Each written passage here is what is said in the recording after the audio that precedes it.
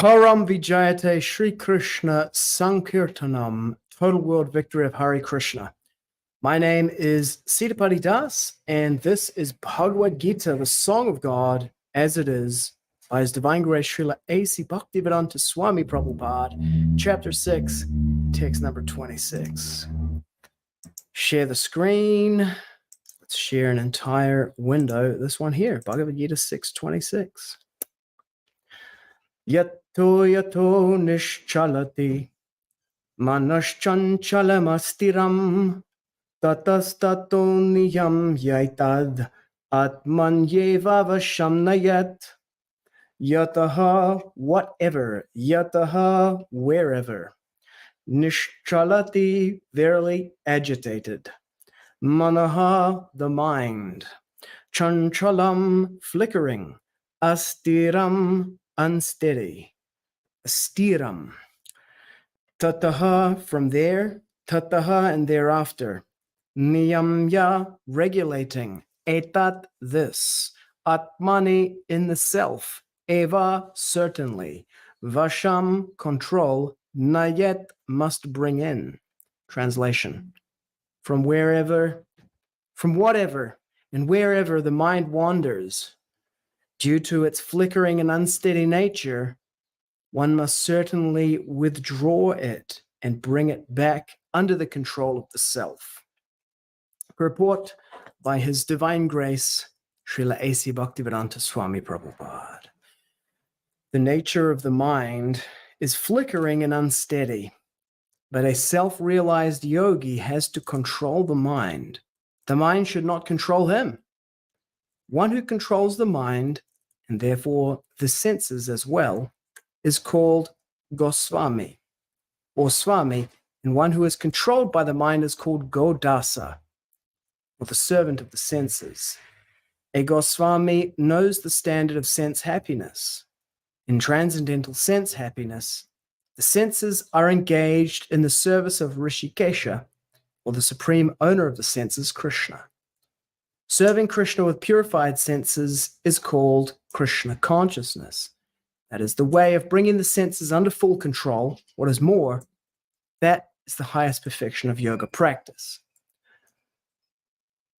Yato niścalati, manaś cañcalam asthiram, tatas tato niyamyaitad, ātmany vaśaṁ nayet.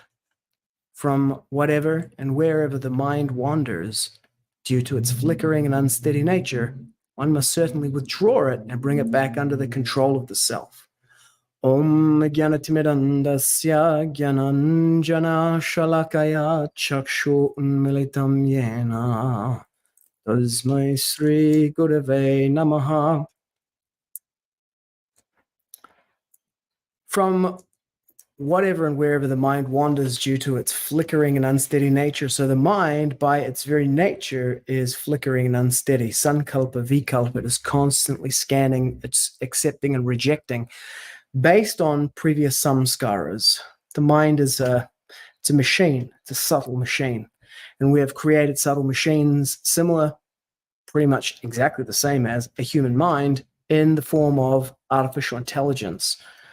These artificial intelligences function very much like the human mind does. They emulate its functions. Flickering and unsteady nature. It's a machine that is designed to ensure the survival of the organism by scanning the environment, accepting things and rejecting things. I think this is good. I think this is bad. I think this will be good to eat. I think this will be bad to eat. I think I can get that. I don't think I can make it. I think I can jump over this. I don't think I'll be able to jump that far. And then as experience is gained, so one of the functions of the mind is also memory, repository of memories, and then these inform these forms of discrimination. So doubt, samshaya, is a function of what intelligence we call that. The general function of mind is accepting and rejecting. So it is drawn towards things and away from other things. It's very flickering and unsteady, constantly. From wherever and whatever it wanders, one must certainly withdraw it and bring it under the control of the self. Deliberate practice, vaśaṁ, control, must bring it. Let's have a look at this word, vaśaṁ, control. Being carried away by, control, his control, under the control of. Also victimized. Interesting. When you're under the control of something else, you're victimized by that thing. Niyamya, regulations, yama, niyama, things that should be done, niyama, and things that should not be done, yama, niyama, regulating, controlling. So it's flickering, it's unsteady. It should be deliberately brought under control, not allowed to do whatever it wants. So one who does that is called gosvāmī. Go means the senses, svāmī means one who controls. If one does not do that, one becomes godāsa, servant of the senses. And also, gosvāmī is a title given to the sannyasis, the renounced order of the 4 spiritual orders of life. So among the civilized class of human beings, the Aryans, they follow these 4 divisions. First, celibate student life, brahmacharya, studying under a spiritual master, studying scriptures, following very strictly rules and regulations of celibacy, honesty, purity, austerity, rising early in the morning, taking a cold bath, performing meditation under vows, studying the scriptures, performing service to the spiritual master. And then at the age of 25, classically, one becomes married, a grihasta, enters into the grihasta ashram, the life of a householder, which traditionally is carried out until 50. And then from 50 to 75, one gradually detaches from household life, becoming first a vanaprastha, taking to the forest, vanaprastha. And then at the age of 75 to 100, becoming a sannyasi, going into the forest. And then there are 4 stages of sannyas. Kutichak, Bahudak, Parivrajak, and then Paramahamsa, the 4 different stages of the sannyas ashram. Each of these is a formal status in life that one can adopt. For example, when you get married, you become a grihasta, you adopt certain external accoutrements of being a grihasta. For example, a wedding ring. You will have a wedding ring on your hand, and then people can identify you as a married person. And then you have a certain set of regulations that you live by, certain vows that control or rule over your life. So rather than allowing the mind and where the mind will go to dictate what you do, the vows that constitute your ashram now dictate what you do and do not do. They place certain constrictions or boundaries around you, around what you do. Andy Stanley talks about guardrails or safety rails, and he makes a very good point that they put the guardrails on the road, on the safe portion of the road. They don't put it on the unsafe portion. So even where the guardrails are, they're on the safe portion, and you could go to the guardrails and even past the guardrails and still be safe, and then you get to the unsafe portion of the road. But the guardrails are designed to keep you inside the safe portion. So the rules of the different ashrams exist to help you to control the mind itself by subordinating the natural proclivities of the living entity, the body, the desire to eat different things, to do different things. The rules of the ashram will control those so that you are no longer victimized by your senses, but they're being controlled for a higher purpose. And that is the way of civilized human life. Without this, human beings are at the mercy of their senses, and chaos ensues, both for the individual and for society. Recently, there's been a controversy, storm in a teacup, on Facebook about a sannyasi who posted a picture of himself with a young girl seated on his lap. And, some people have said that this is inappropriate for a sannyasi, and you can find actually the scripture that backs that up. Oh, let's find it right now. It's pretty easy to find. If I go here, nope. If I go here, there we go. So if we go to books, actually, I don't know if this goes up to the 11th canto, because this is a verse from the 11th canto of the Bhagavad-gita. Only goes to the 10th. So if I go to Veda base, and if I go to SB in the 11th canto, over here, 11.8.13. There you go. This is 11.8.13. Padapi yuvatim bhikshur na sprished dharavimapi sprishankariva badhyeta garinya anga sangataha. A saintly person should never touch a young girl. In fact, he should not even let his foot touch a wooden doll in the shape of a woman. By bodily contact with a woman, he will surely be captured by illusion. Let me blow this up for you. Just as the elephant is captured by the she-elephant due to his desire to touch her body. Let's read this purport. This is not by Srila Prabhupada, by disciples of Srila Prabhupada. It's instructive. Elephants are captured in the jungle in the following way. A large hole is dug and then covered over with grass, leaves, mud, and so on. Then a she-elephant is exhibited in front of the male elephant, who chases after her with lusty desire, falls into the hole, and is captured.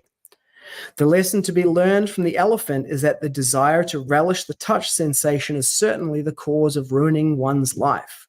An intelligent person, noting the elephant's great propensity to sport with the she-elephant, will take this excellent example to heart. Therefore, somehow or other, one should avoid being cheated by allurement in the sensuous form of woman. One should not allow one's mind to be lost in lusty dreams of sex pleasure. There are various types of sense gratification to be enjoyed between men and women, including speaking, contemplating, touching, sexual intercourse, etc. And all of these constitute the network of illusion by which one is helplessly bound like an animal. Somehow or other, one should remain aloof from sense gratification in the form of sex pleasure. Otherwise, there is no possibility of understanding the spiritual world. So in this way, the elephant is captured. They put a she-elephant there in heat, and they have a hole in the ground covered with brush. And then when the elephant sees the she-elephant, they chain her up to a tree, runs towards her, falls down the hole. That's how they capture him.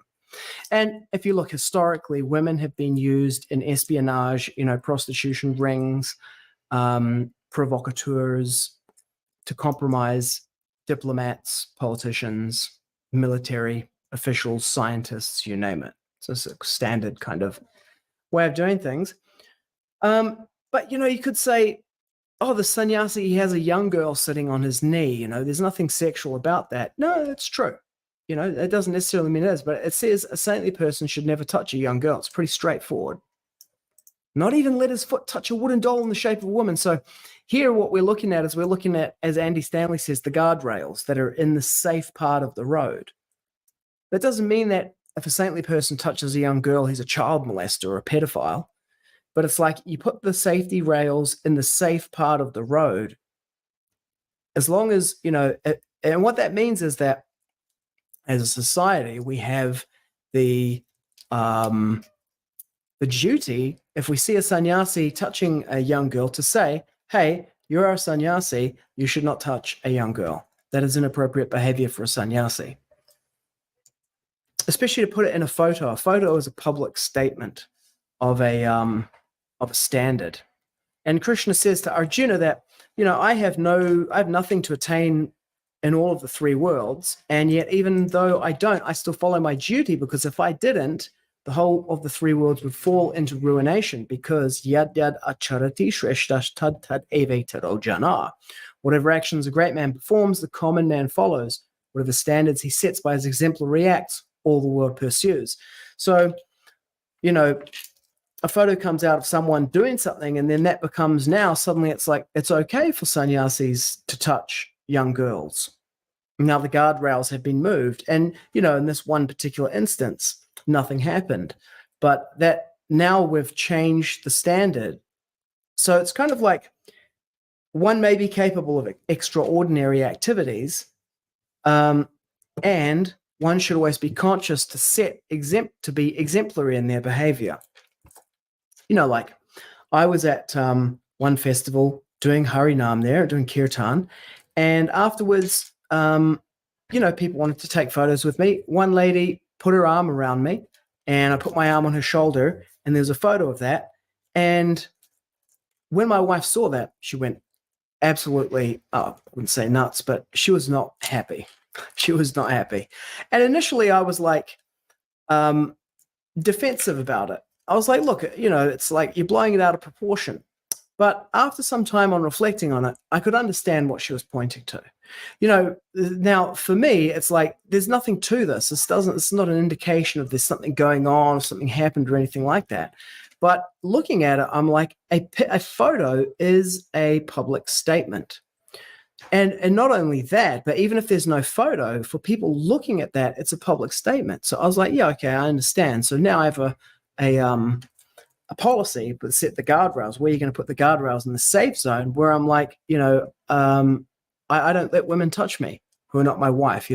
I might give my mother a hug, see family members, in some kind of setting, and then hug them. But apart from that, nothing like that. And so I can understand both sides of this, like the initial resistance and, hey, there's nothing going on. It doesn't really mean that. But it's not about you personally. It's about the ashram.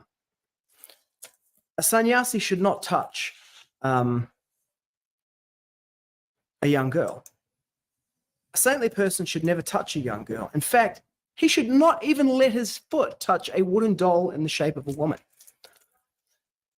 By bodily contact with a woman, he will surely be captured by illusion, just as the elephant is captured by the she-elephant due to his desire to touch her body. Now, you could say, as the sannyasi, it's like, okay, it's not going to happen to him, but another person who's taken sannyas sees what he's doing, does the same thing, and gets a different result.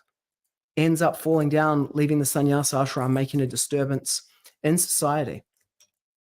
But even then, that's one way of looking at it. But at the same time, and Dana Devi, my wife, she'll say this to me, Maya is very strong. Maya is very strong.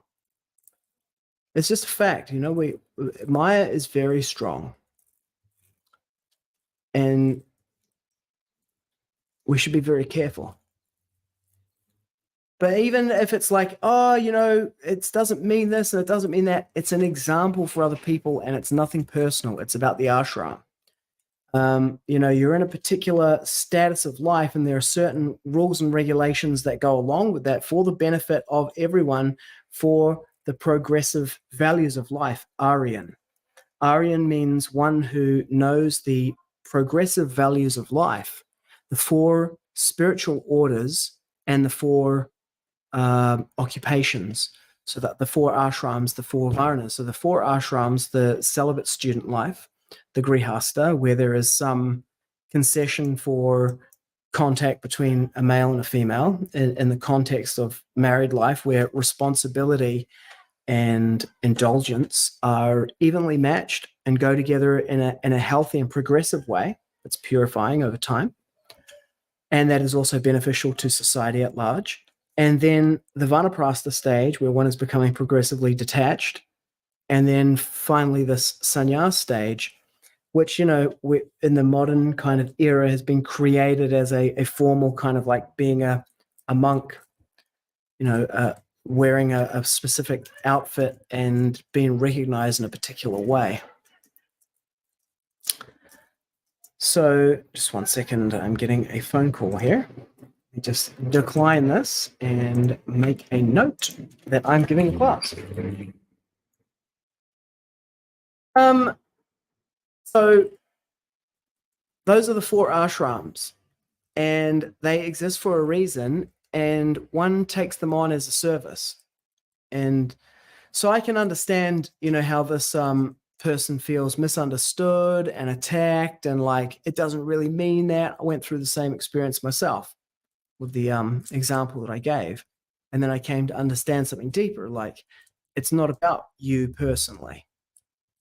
And it's like when you recognize that it's not about you personally, you actually discover yourself as something bigger than just the collection of cells of the body and the particular circumstances of that that particular character that you're playing. You discover yourself as the one playing the character.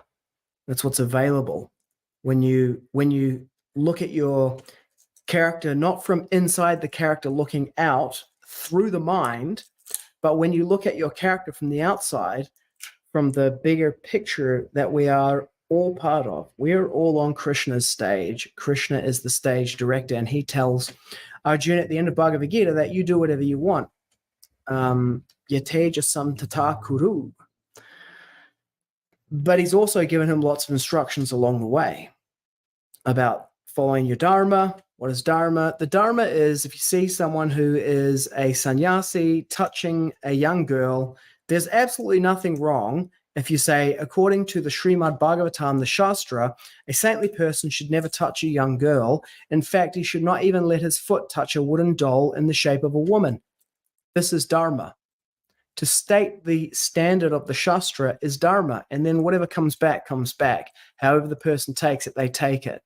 But simply to state, what you have done is not dharma, and this is dharma. That's what Arjuna did after Ashvatthama killed the 5 sleeping sons of Draupadi. He said, this is adharmic. And in that way, that is asserting dharma. That is dharma. And that is particularly the role of the Kshatriyas to do that. And the other thing is, not only that, but the Brahmanas need to point to that this is dharma to do that. And dharma is ultimately personal, and it's not personal. It's like, but no, he's a good person, this, that, and the other thing. It's like, yes, and also this is what the scriptures say. Those two things can both be at the same time true. It doesn't mean just because the photo, is taken of the sannyasi with the young girl sitting on his knee that he's a child molester and a pedophile, and I don't think anyone's saying that. But I think what people are pointing to is that a photo is a public statement of a standard, and that the standard for sannyasis is that they should not touch young girls. From wherever and whatever the mind wanders, due to its flickering and unsteady nature, one must certainly withdraw it and bring it back under the control of the self. And the Shastra, the scripture, and the vows that constitute the various ashrams that are delineated in the scripture, the various spiritual orders of life, constitute the control of the self. Let's see if we can get the Tereo translation going here, ChatGPT. Okay, so let's go 626. We haven't done this for a while. Can we make this bigger? Let's see if we can, because it looks pretty small on that screen. ChatGPT is thinking about it. Here we go. Translation. Okay, it's using second edition translation. That's okay. It's not hugely different. It's just from wherever instead of from whatever and wherever. And interestingly enough, self is still capitalized. In the first edition, self was capitalized. In the second edition, self is not capitalized. So this is actually a mashup between first and second edition.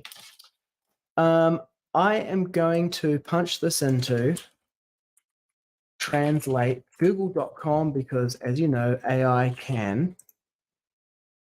Wherever the mind wanders because of its wandering and unsteady state, man must take it back and bring it back under the control of the eternal.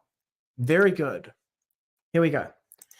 Inawahikatua e kopiko ai te hinangaro na tona ahua kopiko piko. Me te koretau me tango ano e te tangata. Me whakahoke ki raro I te mana o te ake. I from nawahi katoa, wherever, nawahi katoa. I kopiko ai wanders. Te hinangaro, the mind, also this is the term for the intelligence. I hinangaro. Te hinangaro. Due to, tona, it's ahua, nature. Kopiko piko, flickering. Kopiko piko, flickering, and kopiko piko ai, wanders. Mete, and kore tau unsteady. Me must tango withdraw anno certainly. Ete tangata by the person. Me whakahoke and bring back. Whakahoke. Okay. Kiraroi under te mana, the control, o te of the ake, self. Also means the eternal. Interesting. Ake.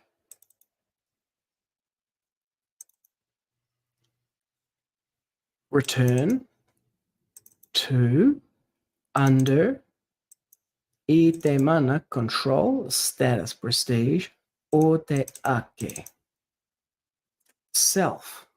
How does it get the eternal from this?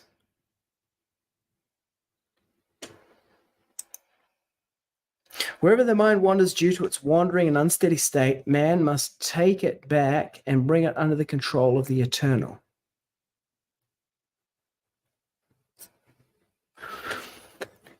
Wahi katoa I kopiko ana te hinangaro I runga I te kopiko.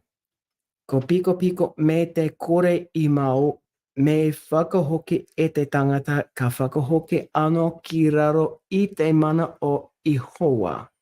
O Ihoa. Okay, Google Translate is doing something interesting here, because if I put this in,